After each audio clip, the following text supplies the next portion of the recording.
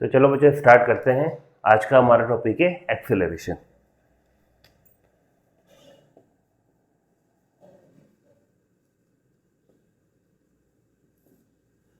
तो बच्चों एक्सेलरेशन क्या होता है? It is rate of change in velocity. It is rate of change in velocity. It is rate of change in velocity. इसी को हम क्या बोलते हैं? एक्सेलरेशन।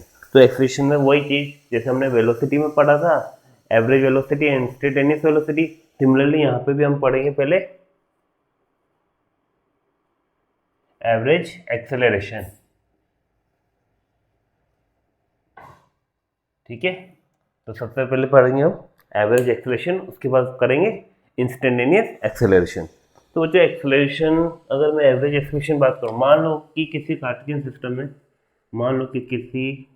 सिस्टम में एक पार्टिकल है जो एक पोजीशन में है और जिसकी वेलोसिटी की डायरेक्शन इधर है, जिसको हम वी इनिशियल वेक्टर बोलते हैं। मान लो कि T equal to T initial की बात हो रही है।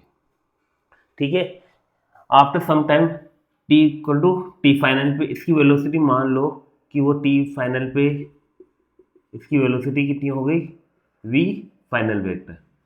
तो इस ड्यूरेशन में जो वेलोसिटी में चेंज आया, the rate of change in velocity, इस ड्यूरेशन में बात करेंगे तो उस वेलोसिटी, इस एक्सेलरेशन को बात करेंगे हम एवरेज एक्सेलरेशन। ठीक है, तो अगर मैं एवरेज एक्सेलरेशन की बात करूं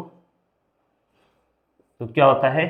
we final vector minus we initial vector divided by T final minus T initial.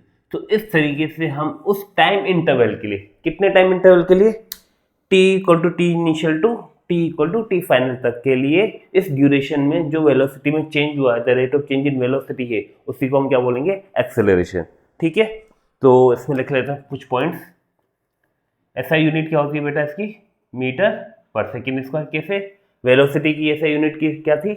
Metre पर सेकेंड, और एक्स नीचे क्या आ रहा है? टाइम, सेकेंड, तो सेकेंड स्क्वायर हो जाएगा, तो मीटर पर सेकेंड। कैसी क्वांटिटी है बेटा? वेक्टर क्वांटिटी है, और वेक्टर क्वांटिटी है तो इसकी डायरेक्शन भी होगी, और डायरेक्शन किसके अलोंग होगी? Along change in velocity vector, या along v final vector minus we initial vector. इस वेक्टर क्वांटिटी के अलोंग ही किसकी डायरेक्शन होगी?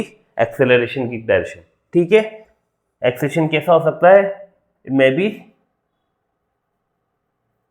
बी पॉजिटिव, नेगेटिव और जीरो।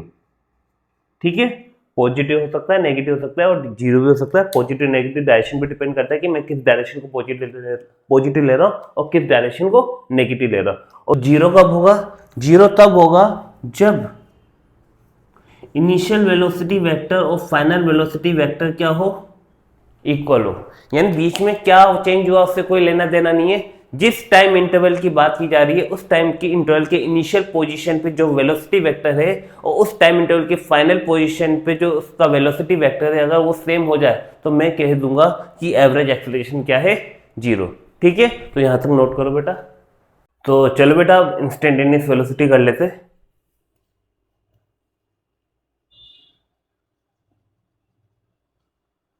इंस्टेंटेनियस वेलोसिटी, तो इंस्टेंटेनियस वेलोसिटी क्या होती है बेटा? Acceleration at an instant. ठीक है, एक्सेलरेशन एट एन इंस्टेंट।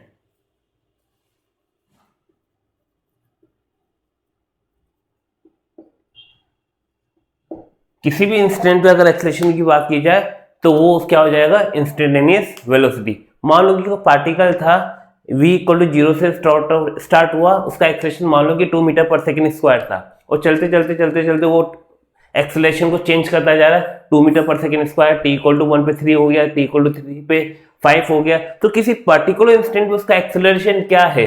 अगर वो वेरिएबल एक्सेलरेशन से चल रहा है तो किसी पर्टिकुलर इंस्टेंट पे एक्सेलरेशन को क्या बोला जाएगा? Instantaneous acceleration. तो इसको कैसे निकालेंगे बेटा?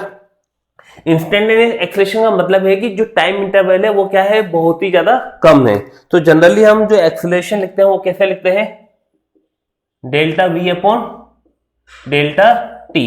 लेकिन अगर मैं बात करूं टाइम इंटरवल बहुत छोटा है तो यहां पे हम क्या लगा देंगे? लिमिट जिसमें डेल्टा टी टेंस टू क्या हो जाएगा 0। और हमें पता है, पहले भी हम इस बारे में डिस्कशन कर चुके हैं कि इस पूरी टर्म को हम मैथमेटिक्स में क्या लिखते हैं, dv अपॉन dt। तो acceleration vector is equal to क्या होगा, dv vector upon dt vector. तो इस तरीके से हम किसी भी इंस्टेंट पे एक्सेलरेशन निकाल सकते हैं अगर हमें वेलोसिटी किसका फंक्शन दिया हो, टाइम का। इसमें क्या है, वेलोसिटी फंक्शन ऑफ टाइम। तो हम क्या करेंगे, उस वेलोसिटी को टाइम के साथ डिफरेंशिएशन करेंगे और वो किसी पर्टिकुलर टाइम के लिए अगर जो एक्सेलरेशन निकालना है उस टाइम की वैल्यू पुट करके हम क्या कर देंगे, एक्सेलरेशन निकाल देंगे। ठीक है, चलो ठीक है बच्चों, यहाँ पे तो वेलोसिटी जो फंक्शन दिया हुआ है टाइम का है।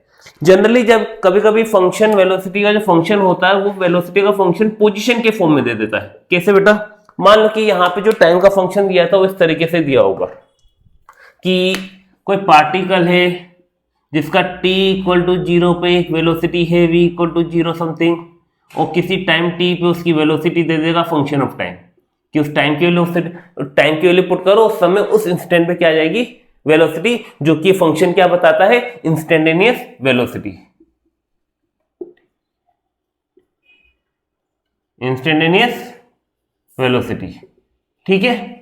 मान लो कि वो इंस्टेंटेनियस वेलोसिटी किसी इंस्टेंट पर न देके पोजीशन के फॉर्म में दे दे। कैसे, मान लो कि यहां पे इसने बोल दिया कि जो वेलोसिटी है, मान लो कि x इक्वल टू 0 पे समथिंग वेलोसिटी है और x इक्वल टू x पे उसकी वेलोसिटी क्या हो जाएगी, फंक्शन ऑफ x।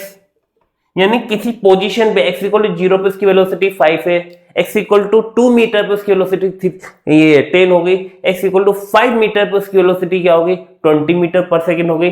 तो वो जो वेलोसिटी हम निकाल रहे हैं वो पोजीशन के बेस पे निकाल रहे हैं। यानी इस बार जो वेलोसिटी है, जो टाइम का फंक्शन ना देके किसका फंक्शन दे दिया, पोजीशन का। तो अगर फंक्शन अगर पोजीशन का होगा तो मैं उसका डिफरेंशिएशन t के रेस्पेक्ट में नहीं कर सकता। तो इसको कैसे करेंगे देखो, तो अगर मुझे इस केस में एक्सप्रेशन निकालना है तो क्या करते हैं, dv अपॉन dt तो होता ही है,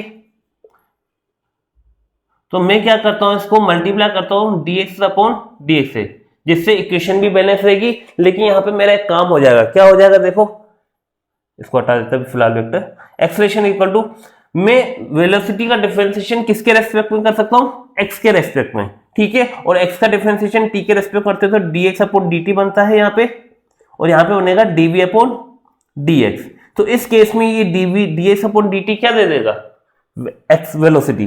तो ये एक्सेलरेशन इज इक्वल टू होगा v into dv upon dx। तो इस तरीके से अगर एक्सेलरेशन वेलोसिटी अगर पोजीशन का फंक्शन दिया हुआ है तो हम इस तरीके से उस पर्टिकुलर पोजीशन पे वेलोसिटी फाइंड आउट करेंगे। ठीक है, यहां तक नोट करो, फिर आगे चलते हैं। तो चलो बच्चा, अब थोड़ा एक्सेलरेशन की डायरेक्शन के बारे में थोड़ा डिस्कशन कर लेते हैं। ठीक है, तो देखो कि कोई भी पार्टिकल है, मान लो कि पर्टिकुलर वेलोसिटी से चल रहा था, मान लो कि t equal to T initial पे उसकी वेलोसिटी कितनी थी, v इनिशियल, जो कि इस डायरेक्शन में है, और t equal to T final पे उसकी पोजीशन क्या है, वेलोसिटी क्या है, v फाइनल है। ठीक है, तो मुझे क्या करना है, इस टाइम इंटरवल के ड्यूरेशन में मुझे एक्सेलरेशन की डायरेक्शन निकालनी है, एवरेज एक्सेलरेशन की डायरेक्शन निकालनी है। ठीक है, तो वो एवरेज एक्सेलरेशन की डायरेक्शन हम कैसे निकालेंगे, सबसे पहले बात करते हैं डायरेक्शन ऑफ एवरेज एक्सेलरेशन।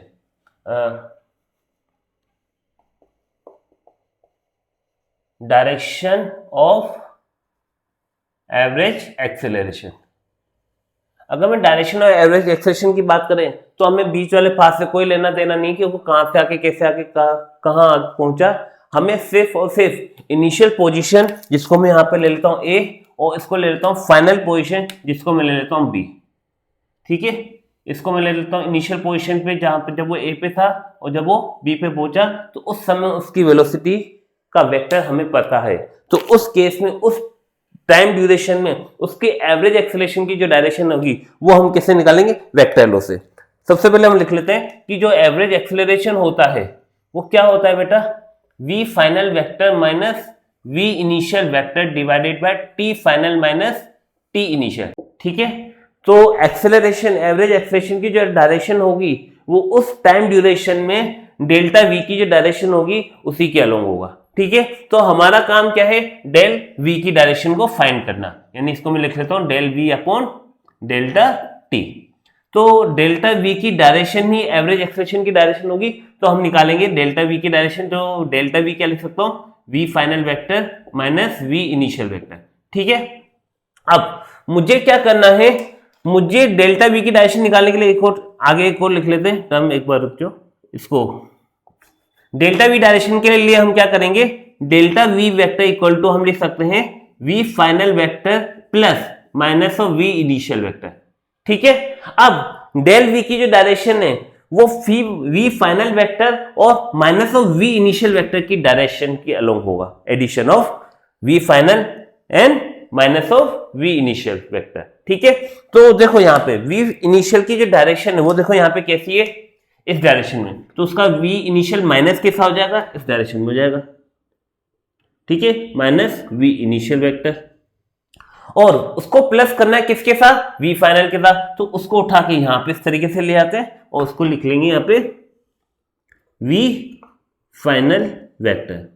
तो हमें इन दोनों का वेक्टर का सम करना है, तो triangle law of vector addition से क्या होता है कि इन तीनों से एक ऐसा ट्रायंगल बनेगा जिसमें ये दोनों सेम डायरेक्शन में होंगे और जो उसका एडिशन होगा वो उसके थर्ड साइड के अपोजिट डायरेक्शन के इक्वल होगा, जो कि कैसा है, ये डेल्टा वी वेक्टर।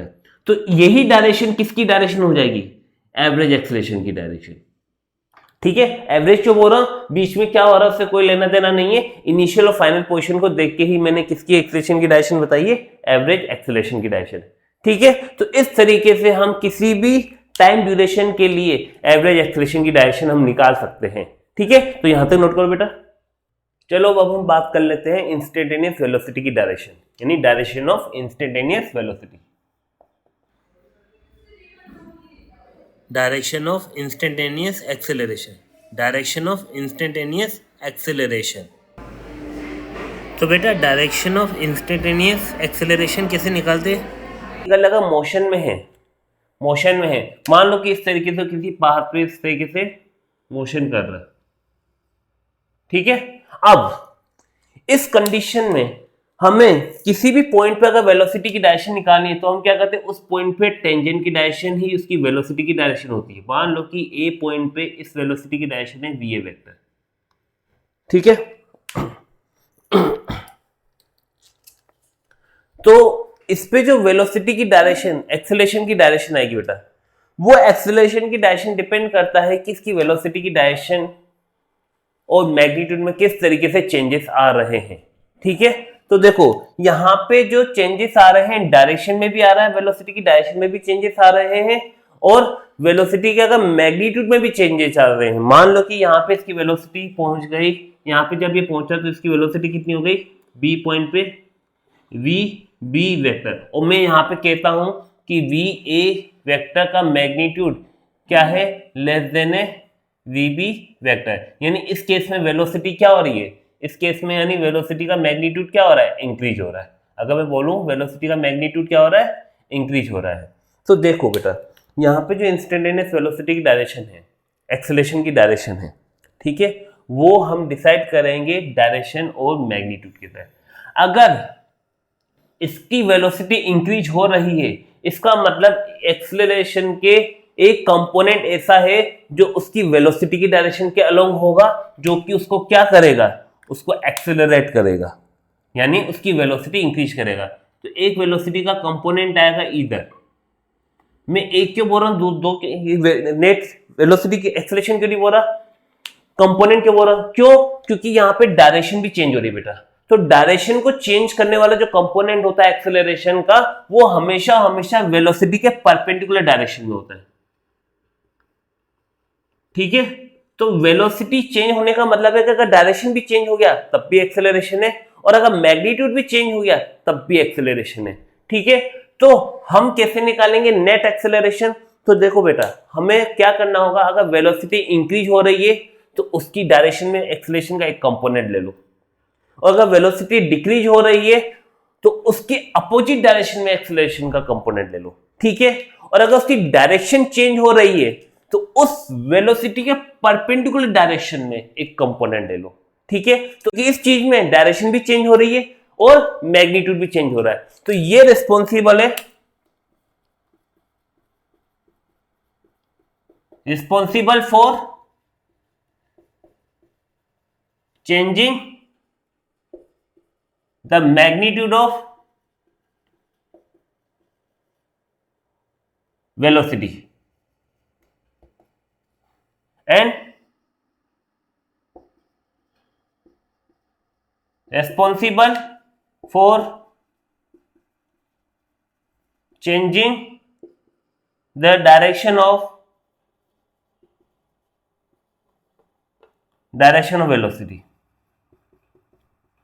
यानी इसमें दो वेलोसिटी लग रहे हैं, एक्सेलरेशन लग रहे हैं, एक तो वेलोसिटी की डायरेक्शन के अलोंग अपोजिट में भी लग सकता है अगर वेलोसिटी डिक्रीज होता, और एक डायरेक्शन चेंज होने के कारण उस वेलोसिटी के 90 डिग्री यानी perpendicular to direction of velocity के अलोंग भी क्या लगेगा, एक्सेलरेशन। तो जिस कारण जो नेट एक्सेलरेशन आएगा उन दिनों का नेट एक्सेलरेशन इस तरीके से आएगा, ये जाएगा ए नेट। ए नेट तो ए नेट कैसे लिखूंगा बेटा, ए नेट इज इक्वल टू उसका मैग्नीट्यूड निकाल देते हैं, तो क्या होगा अंडर रूट ऑफ a1 का स्क्वायर प्लस a2 का स्क्वायर। तो इस तरीके से हम नेट एक्सेलरेशन निकालेंगे किसी इंस्टेंट पे, ठीक है, क्योंकि इंस्टेंट पे निकालें क्योंकि हर इंस्टेंट पे एक्सेलरेशन चेंज हो रहा है, डायरेक्शन चेंज हो रही है, ठीक है। तो इस तरीके से हम इंस्टेंटेनियस एक्सेलरेशन फाइंड आउट करेंगे। एक बार फिर से बेटा, इंस्टेंटेनियस एक्सेलरेशन निकालने के लिए हम क्या करेंगे, उस पाथ को कंसीडर करेंगे, उस पाथ के जिस पॉइंट पे एक्सेलरेशन निकालना है उस पॉइंट पे देखेंगे कि वेलोसिटी इंक्रीज हो रही है या डिक्रीज हो रही है। अगर वेलोसिटी इंक्रीज हो रही है तो उस वेलोसिटी की डायरेक्शन में एक कंपोनेंट ले लेंगे एक्सेलरेशन का, जैसे यहाँ पे मैंने a1 लिया, a1 वेक्टर जो कि वेलोसिटी की डायरेक्शन में है। क्योंकि इसकी डायरेक्शन भी चेंज हो रही है इसलिए एक्सेलरेशन का एक कंपोनेंट वेलोसिटी के परपेंडिकुलर डायरेक्शन में आएगा, जिसको मैंने क्या लिया, a2। अब इनका जो रिजल्टेंट एक्सेलरेशन है, इन दोनों वेक्टर का जो रिजल्टेंट आएगा वो यहाँ पे आएगा, उन दोनों के बीच में आएगा, तो ये नेट एक्सेलरेशन उस पार्टिकल पे लग रहा होगा, ठीक है। अभी हम रेक्टिलिनियर मोशन कर रहे हैं तो इस कंडीशन में पार्टिकल सिर्फ और सिर्फ स्ट्रेट लाइन में चल रहा है। तो अगर मैं बात करूं कोई पार्टिकल सिर्फ स्ट्रेट लाइन में चल रहा है, मान लो कि यहाँ पे वेलोसिटी 0 है, आगे बढ़ रहा है, यहाँ पे वेलोसिटी कितनी होगी 5 मीटर पर सेकेंड, यहाँ पे वेलोसिटी कितनी होगी 10 मीटर पर सेकेंड। तो इस केस में बेटा डायरेक्शन चेंज नहीं हो रही, सिर्फ मैग्नीट्यूड चेंज हो रहा है। तो इस केस में कहूंगा कि मेरा जो नेट एक्सेलरेशन है, नेट एक्सेलरेशन है, यहाँ पे जो नेट एक्सेलरेशन है से a1 का काम कर रहा है, a2 है ही नहीं। क्यों नहीं है a2? क्योंकि डायरेक्शन चेंज नहीं हो रही, ठीक है, क्योंकि स्ट्रेट लाइन में चल रहा है। ये आगे की 2D डायमेंशन के लिए हम आगे पढ़ेंगे, इसलिए मैंने यहाँ पे पूरा इसका इंट्रोडक्शन दे दिया कि नेट एक्सेलरेशन किसी इंस्टेंट में कैसे निकालेंगे, क्या क्या होगा, उसके कंपोनेंट कैसे होंगे, ठीक है, ताकि आगे भी दिक्कत नहीं आएगी। एक बार वापस से आगे 2D डायमेंशन या प्रोजेक्टर या सर्कुलर मोशन पढ़ेंगे तो एक बार इसको वापस से समझेंगे, ठीक है। अब मान लो कि वेलोसिटी क्या हो रही है, मान लो कि यहाँ पे कितनी वेलोसिटी थी, v = 100 मीटर पर सेकेंड है, और यहाँ पे पहुंचते पहुंचते यहाँ पे वेलोसिटी कितनी होगी 25 मीटर पर सेकेंड। यहाँ पे वेलोसिटी की डायरेक्शन क्या है, फॉरवर्ड डायरेक्शन में, लेकिन वेलोसिटी यहाँ पे क्या हो रही है, डिक्रीज। जैसे यहाँ पे वेलोसिटी इंक्रीज हो रही थी तो a1 उसी की डायरेक्शन में आ गया। मैंने कहा था अगर वेलोसिटी अगर डिक्रीज होती तो a1 जो एक्सेलरेशन उसके अपोजिट डायरेक्शन में आ जाता। तो इस केस में मैं कहूंगा कि एक्सेलरेशन की डायरेक्शन कहां होगी, पीछे की डायरेक्शन में। यहाँ पे a2 नहीं है, क्यों नहीं है, क्योंकि डायरेक्शन चेंज नहीं हो रही। a2 तो क्या कर रहा है यहाँ पे, डायरेक्शन को चेंज कर रहा है, ठीक है। तो इस तरीके से हम किसी भी पॉइंट पे नेट एक्सेलरेशन निकाल सकते हैं, चाहे वो कैसा भी पाथ फॉलो करे। स्ट्रेट लाइन में जा रहा है तो आसान ही है, उसमें तो कुछ है ही नहीं, बस वेलोसिटी जिस डायरेक्शन में इंक्रीज हो रही है उसी डायरेक्शन में एक्सेलरेशन होगा, और जिस डायरेक्शन में डिक्रीज हो रही है उसके अपोजिट डायरेक्शन में क्या होगा, एक्सेलरेशन हो। उस अपोजिट डायरेक्शन के एक्सेलरेशन को हम क्या बोलते हैं, रिटार्डेशन, ठीक है, रिटार्डेशन, ठीक है। तो यहां तक नोट करो, फिर आगे हम इसको कंटिन्यू करते हैं। तो चलो बच्चों, अभी तक जो हमने पढ़ लिया उसको एक बार सारे फॉर्मूले लिख लेते हैं, ठीक है। सबसे पहले हमने क्या पढ़ा था, पोजीशन। सबसे पहले हमने पढ़ा था पोजीशन, ठीक है। किसी पार्टिकल की पोजीशन थी, वो मान लो कि ए पॉइंट पे था कोई पार्टिकल जिसके कोऑर्डिनेट कितने थे x, y, तो उसका हमने पोजीशन पढ़ा था, ये पोजीशन हो गया। And position vector, position vector जिसको मैंने r वेक्टर लिखा था यहाँ पे, ये r1 r वेक्टर है। और इस पोजीशन वेक्टर r वेक्टर को हमने क्या लिखा था, x vector plus Y vector यानी मान लो कि कोई पार्टिकल है जो एक्स डायरेक्शन में चला, जिसको मैं एक्स वेक्टर बोलता हूं, और जो वाई डायरेक्शन में जो चला उसको वाई वेक्टर बोलता हूं, ठीक है। और एक्स वेक्टर को हम क्या लिख सकते हैं बेटा, एक्स आई के प्लस वाई जे के। अगर इसी तरीके से अगर जेड डायरेक्शन में होती है वो बाहर आ जाता तो उसको हम क्या कर देते, प्लस जेड के भी लिख लेते, ठीक है। तो 3 डायमेंशन में भी हो सकता है और 2 डायमेंशन में भी हो सकता है। इसके बाद जो हमने पढ़ा था वो पढ़ा था डिस्प्लेसमेंट।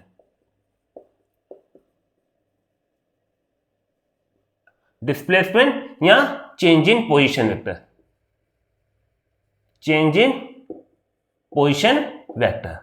तो डिस्प्लेसमेंट क्या होता है बेटा, देखो कोई पार्टिकल है जो ए पे था और चलते चलते चलते चलते यहाँ पे बी पे पहुंचा, तो इसके कोऑर्डिनेट x2, y2 होगा, इसके कोऑर्डिनेट x1, y1 होगा।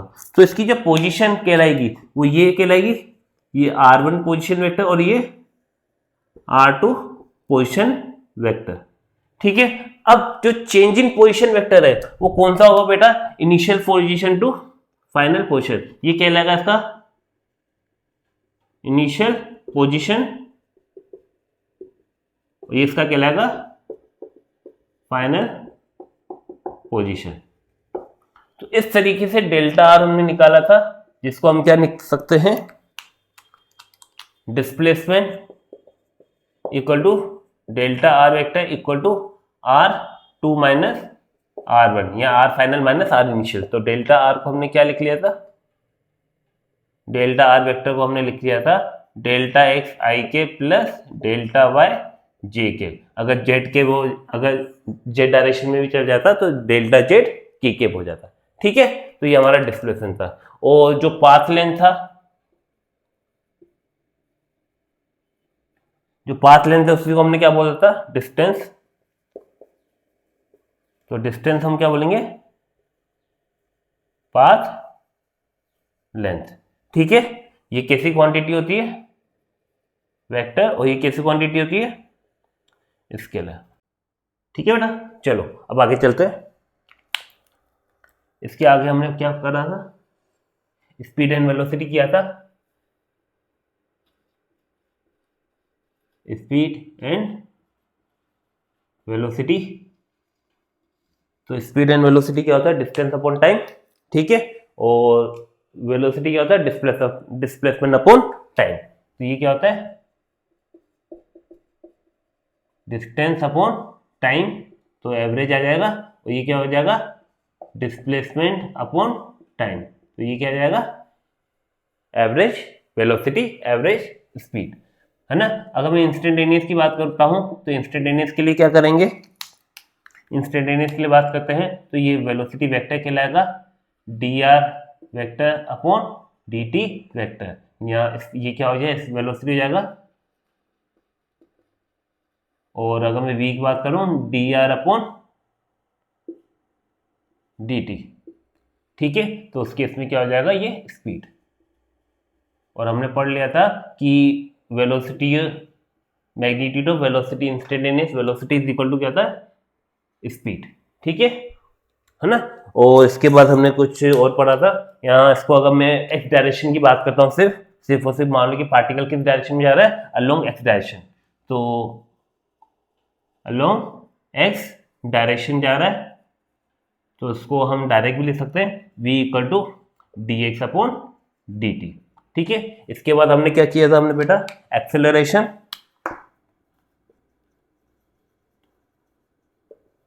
ठीक है।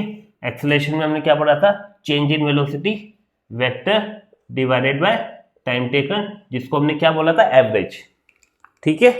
इसको हमने क्या बोला था, एवरेज एक्सेलरेशन, एवरेज एक्सेलरेशन, ठीक है। अब हम करते हैं इंस्टेंटेनियस। अगर मैं इंस्टेंटेनियस की बात करता हूं तो इंस्टेंटेनियस एक्सेलरेशन को हम क्या लिख सकते हैं,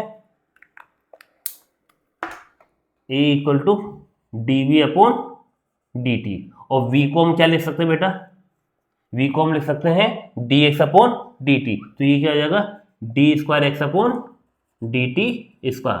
और इसका फॉर्मूला एक और लिखा था, v into D V upon D X, ठीक है। तो इस तरीके से हम एक्सप्रेशन निकाल सकते हैं। अगर वेलोसिटी टाइम का फंक्शन दिया हुआ तो फर्स्ट डेरिवेटिव उसका क्या दे देगा, एक्सेलरेशन।